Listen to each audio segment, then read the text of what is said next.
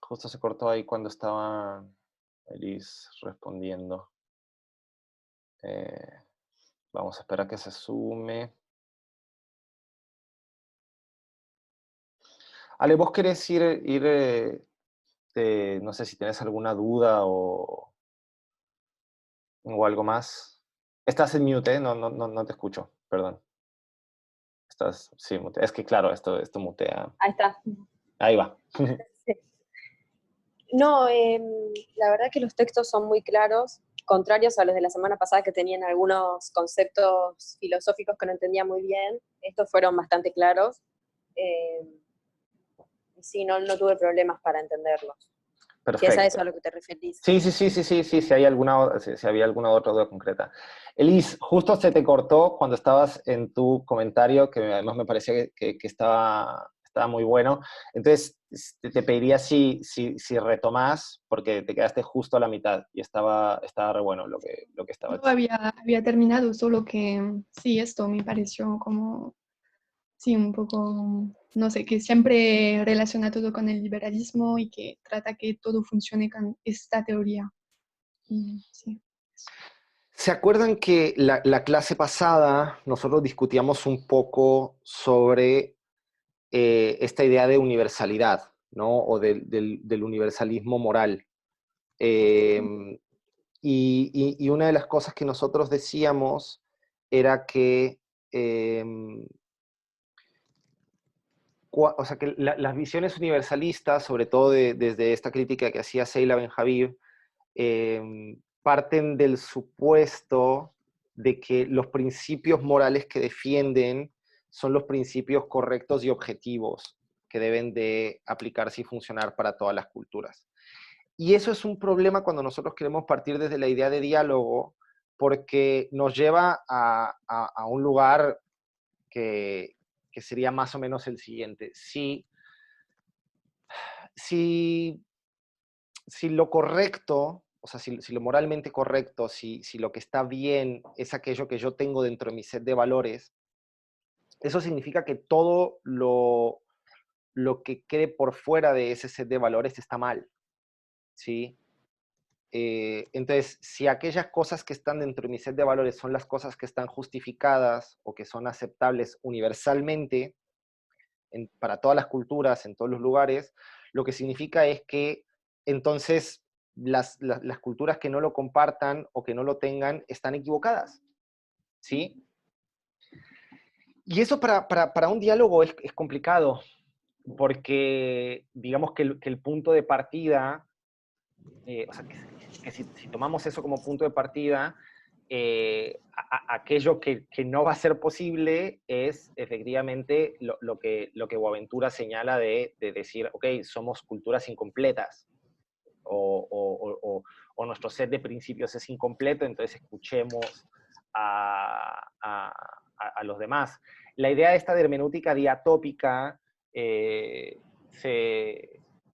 muy ilustrativa en ese sentido, porque la idea de lo diatópico son dos, o sea, ya es una cuestión, es la oposición a lo unitópico, el topoi entendido como ese valor o ese principio o ese contenido ético fundamental que puede tener una cultura, ¿no?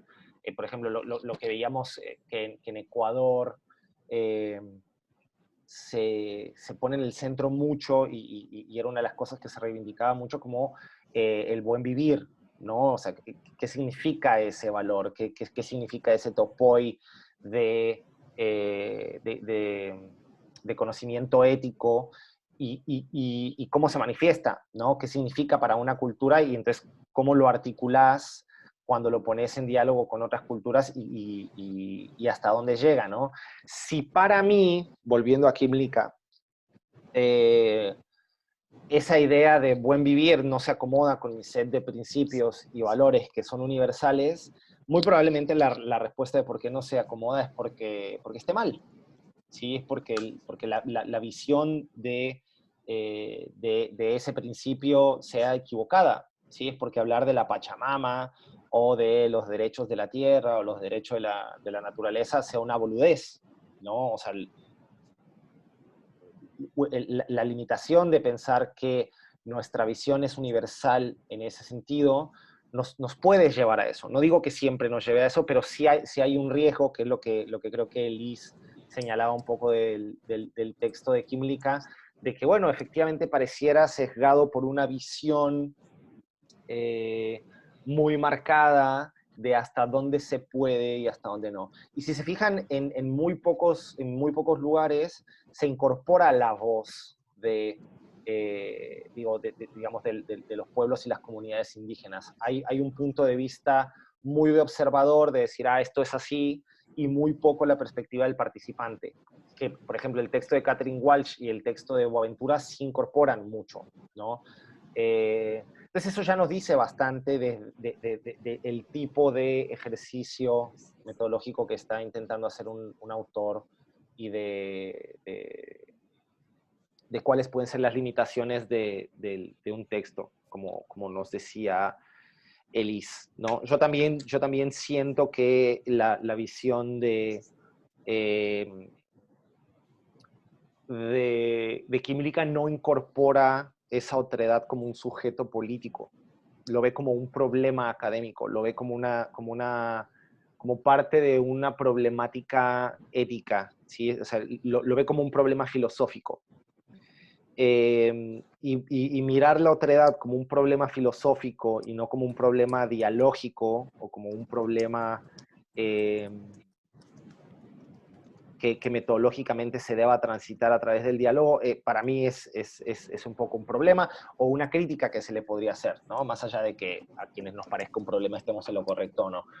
Pero sí hay una diferencia muy grande entre pensar la otredad desde un enfoque y pensarla desde otro más dialógico, ¿no? Si se acuerdan, el texto de Benjavib lo que nos decía es que las teorías universalistas, dentro de la que el liberalismo, digamos, está ahí muy marcado, lo que hacen es sostener un utilitarismo sustitutivo o sustituyente, que lo que hacía era plantear la realidad de un grupo que logró dominio, que logró poder, y plantear que la experiencia de ese grupo y la realidad de ese grupo es universal, ¿sí? Ese universalismo sustitutivo o sustituyente se conecta mucho con algo que Boaventura menciona, que es el concepto o la idea de localismo globalizado de Boaventura, ¿sí? Boaventura nos dice que los localismos globalizados son aquellos procesos sociales y políticos en los que un fenómeno local triunfa y se globaliza, ¿sí? Entonces nosotros podemos ver un movimiento como fue la Revolución Francesa, ¿no? O como fueron los movimientos de independencia y de construcción política de los Estados Unidos de América, y darnos cuenta de que son fenómenos locales, pero que fueron globalizados, ¿sí? Que tuvieron el poder y la influencia suficiente, y esto atiende a una lógica no solamente política y de contenido sustantivo, sino también económica, bélica, etcétera, con la cual terminaron globalizándose. Pero es un fenómeno local que es globalizado. Ahora, lo que Boaventura nos dice después de eso es, después del localismo globalizado llega un segundo momento que tiene que ver con el globalismo localizado. Es aquello que ya se universalizó o que logró el poder suficiente para convertirse en un fenómeno global, aunque su origen sea local en realidad, pero ya se globalizó o se llegó a este fenómeno de lo que Benjavir llamaba un universalismo sustituyente o sustitutivo. Cuando eso ya pasó, ahora a los demás localismos que no tienen ese poder se les impone esa lógica global, ¿sí? Entonces, ese fenómeno local que ya triunfó y que tiene un poder global se empieza a imponer en las distintas localidades, en los distintos localismos, ¿no? Que es mucho lo que sucede con los pueblos indígenas. Hay una visión local que es globalizada, que es la occidental, la moderna, ¿sí? Digamos, la eurocéntrica, y se empieza a imponer. Esa globalidad se localiza. de nuevo. Entonces, en todos los otros lugares, ese universalismo, digamos, se impone para llegar y dice, bueno, este es el set de principios, esta es la forma en la que funciona, este es el sistema económico, esta es la estructura política, esta es la visión de la democracia que debemos de tener, se impone. ¿Sí? Por eso es interesante ver los procesos de Ecuador y de Bolivia, porque en ambos procesos lo que sucedía es decir, a ver, no es que no nos guste la democracia, es que no queremos este tipo de democracia porque nos excluye. Entonces nosotros sí apelamos por una lógica democrática, pero es una lógica democrática de otra naturaleza, con otras metodologías, de otras formas. ¿Sí? Ya después podremos discutir, y lo veremos más adelante, si tanto el proceso de Ecuador como el proceso político de Bolivia lograron esto o no, o hasta dónde lo lograron. Que yo creo que también ahí hay lugar para hacer críticas a ambos fenómenos políticos, pero vamos a ir sumando de a poco. Igual la clase que viene, que creo que va a ser muy interesante, vamos a tener a Silvina Ramírez, que es una académica, abogada, representante, defensora de comunidades indígenas, que es de las más importantes acá en Argentina. Entonces, para que no se pierdan la clase que viene y hagan las lecturas, va a ser muy interesante. Ella va a explicarles un concepto de igualdad distinto que ella propone, partiendo ahora sí de un enfoque desde los pueblos indígenas y para los pueblos indígenas, que es su idea de igualdad, ¿cómo le llama a ella? Igualdad como no... Igualdad como emancipación. Entonces, bueno, vamos a analizar eso. Y volviendo nada más hacia lo de Boaventura, para cerrar esta serie de categorías que tiene, es frente a estas imposiciones y frente a estas lógicas de globalización de lo local, existe la idea de cosmopolitismo o cosmopolitanismo, ¿no? Que es esta respuesta de distintas agrupaciones sociales o de movimientos sociales o de la sociedad civil, etcétera, que, digamos, se oponen a estas imposiciones e intentan hacer una especie de defensa de lo local. Y que eso puede pasar desde la lógica de lo social, que lo vemos mucho en el texto de Katharine Walsh, pero que también se puede pensar desde el ámbito de la academia, de la sociedad civil, de las organizaciones no gubernamentales, etc. Frente a eso, Boaventura también reconoce que hay algo como lo que él llama la herencia común de la humanidad, que, digamos, ahí hay una parte de optimismo de Boaventura, de decir, bueno, yo creo que hay ciertos principios que son trascendentes a las culturas, ¿no? Que si nos sentáramos en un diálogo, que si lográramos esta versión ideal de la hermenéutica diatópica, podríamos sentar a las culturas y aceptar o acordar que hay ciertos principios en los cuales nos unen como humanidad y que podríamos, porque son muy generales, ponernos de acuerdo y utilizarlos para generar nuevos sets de derechos que sean efectivamente contrahegemónicos, ¿sí? Acuérdense que hay toda una parte en la que Boaventura toma la idea o el concepto de derechos humanos y dice, bueno, ¿qué cabe dentro de esta idea de derechos humanos? Y lo que Boaventura nos dice es, la verdad es que caben muchas cosas, ¿sí? Caben visiones de los derechos que son regulativas o regulatorias en vez de emancipadoras, es decir, visiones de los derechos que no sirven a los grupos para empoderarse y para romper las cadenas de opresión que tienen, sino para someterse a un sistema que los va a mantener en una posición medianamente desigual de distintas formas. Pero también es cierto que los derechos humanos muchas veces salen de la lógica regulativa y entran a la lógica emancipatoria, ¿sí? Efectivamente, los derechos humanos también han servido para empoderar distintas luchas desde abajo, ¿no? Esta lógica de lo que viene desde arriba como algo regulativo y lo que viene desde abajo como algo emancipatorio, o como algo contrahegemónico, como algo liberador. Efectivamente, los derechos humanos también han servido para lograr conquistas, para transformar, incluso para crear estados plurinacionales, ¿no? Porque lo que sucede en Bolivia termina manifestándose, termina consolidándose dentro de lo que se ha llamado un nuevo constitucionalismo andino, un nuevo constitucionalismo que incorpora derechos que ya no son derechos humanos en el sentido tradicional, sino, pero que siguen siendo derechos fundamentales en el sentido de de esa idea de derechos humanos, aunque ahora son derechos de la naturaleza, no son derechos de los humanos, sino son derechos de la naturaleza, ¿sí? Entonces, a mí me parece interesante esto que Boaventura suma para digamos, la conclusión de él es, no, o sea, es válido criticar los derechos humanos y es importante ver las limitaciones y el hasta dónde llegan, y eso no significa que estemos rechazando o renunciando a la idea de los derechos humanos, ¿sí? Eso lo que significa es que estamos buscando nuevos horizontes y nuevas metodologías para que los derechos humanos cumplan con su promesa emancipatoria, ¿no? Entonces, ya es bastante importante entender que los derechos humanos podrán ser emancipatorios siempre y cuando sean contrahegemónicos, ¿sí? Si no son contrahegemónicos, muy probablemente lo que vamos a encontrar es que son valiosos hasta cierto punto, pero que su potencial emancipatorio, su potencial revolucionario, su potencial transformador encuentra límites, ¿sí? Y que tal vez muchas veces van a servir para desmovilizar o despolitizar luchas sociales y movimientos que efectivamente tenían un carácter emancipatorio y que si se encapsulan en un discurso regulativo de los derechos humanos van a perder potencia, van a perder poder transformador y van a perder sí, esa capacidad revolucionaria que podrían tener. ¿Se entiende esto? Perfecto.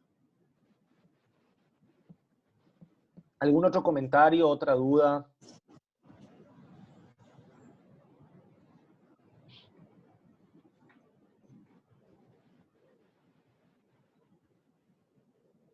¿No?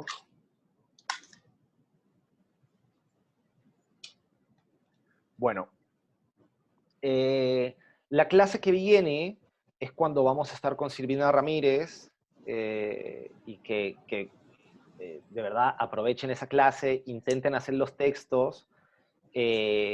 Para esa clase tenemos, si no me equivoco, 2 o 3 textos de ella. Vamos a empezar, digamos, a hilar un poco más fino, ahora sí, o sea, estas primeras clases, estas primeras 4 clases que tuvimos nos sirven para tener una base y un planteamiento muy sólido sobre lo que queremos trabajar.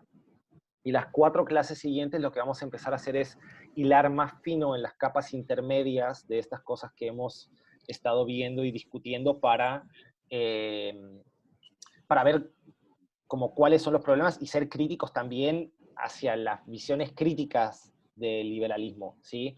Y ver cuáles han sido las limitaciones, y ver cuáles son los problemas, y aterrizarlo, o sea, sacarlo un poco de lo abstracto para aterrizarlo a problemas más concretos que efectivamente están en todas estas discusiones, ¿no? Entonces, vamos a empezar, por ejemplo, a incorporar conceptos como el de pluralismo jurídico y cuáles son los problemas que surgen de incorporar efectivamente países en los que existe el derecho indígena, pero también existe el derecho moderno, y qué sucede cuando estos se cruzan, ¿no? ¿Cuáles son las limitaciones? ¿Cuáles son los problemas? ¿Qué sucede con los casos en los que algunos pueblos indígenas, por ejemplo, tienen situaciones en las que efectivamente podríamos rastrear una situación de desigualdad o de opresión hacia dentro de los pueblos indígenas? ¿Sí? Sobre eso habla un poco Quimlica, ¿o no? Exactamente, era lo que iba a mencionar.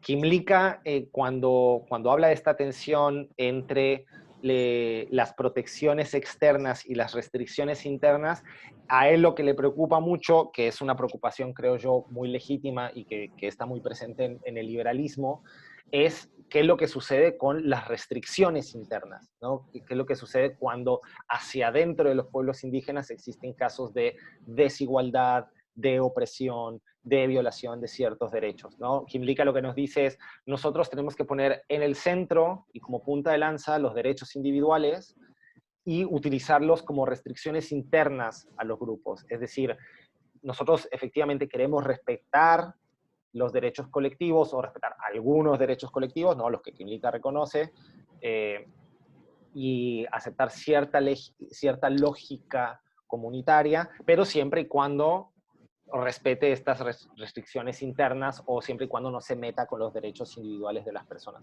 Bueno, vamos a explorar eso y vamos a ver otras posibles respuestas para acomodar eso que no son la de Quimilica, pero que efectivamente suceden, ¿no? O sea, casos como, por ejemplo, los matrimonios con niñas, ¿no? Que en algunos pueblos indígenas todavía una de las costumbres que existe es poder que los varones puedan casarse con niñas de 12 años, ¿no? O ciertos tipos de castigos físicos en lugar de las penas que nosotros conocemos en nuestro derecho moderno, o cierto tipo de ceremonias que permiten, por ejemplo, que cuando se va a casar una mujer tenga que tener sexo primero con el pater familias o con digamos, el sacerdote o el líder de la comunidad. Prácticas culturales que para nosotros pueden parecer difíciles de aceptar o nos pueden parecer muy extrañas o muy distantes, y que es interesante pensarlas en términos de desigualdad y en términos de opresión, porque después además nos van a ayudar a pensar prácticas que tenemos muy normalizadas, que nos parecen como aceptables, no cuestionables, pero que en términos de nuestra cultura occidental también pueden ser profundamente opresivas y profundamente desiguales, ¿no? Desde la concepción de lo femenino, la concepción del cuerpo, la sexualización del cuerpo femenino, la vestimenta femenina, etc. Y cómo hay relaciones o prácticas culturales que tenemos muy normalizadas y que también podrían ser criticables de la misma forma o bajo los mismos parámetros con los cuales nosotros vamos a terminar criticando estas prácticas culturales de algunos pueblos indígenas, ¿no? Entonces va a ser interesante pasar a ese hilado mucho más fino. Entonces intenten hacer estos textos, sobre todo para que aprovechen a Silvina, va a ser muy interesante la visión que ella nos va a traer, más allá de lo que encuentren en los textos. Si tienen preguntas concretas que le harían a alguien que tenga la experiencia que tiene ella, anótenlas para que se las hagan y aprovechen esa sesión. Y bueno, nada, nos vemos la clase que viene, y bueno, cualquier cosa, cualquier duda, ya saben, me escriben al mail, ¿vale? Yo tengo una duda respecto a la reflexión que teníamos que mandar el martes anterior a la clase. Sí. ¿Hasta qué hora podemos mandarla? No se preocupen, mándenlas cuando puedan. De hecho, si hubo alguna clase en la que les interesó y no lograron hacer la reflexión y la quieren hacer, háganla. O sea, rompamos un poco el esquema de límites de tiempo y todo eso, dada la situación de la cuarentena, pero pueden mandarlas de manera libre. No se preocupen por hora, ni por días, ni nada. ¿Está bien? Bueno, muchas gracias por sumarse a la clase y por las participaciones. Nos vemos la semana que viene. Chao, gracias. Chao, gracias. Chao, que estén bien. Chao, gracias.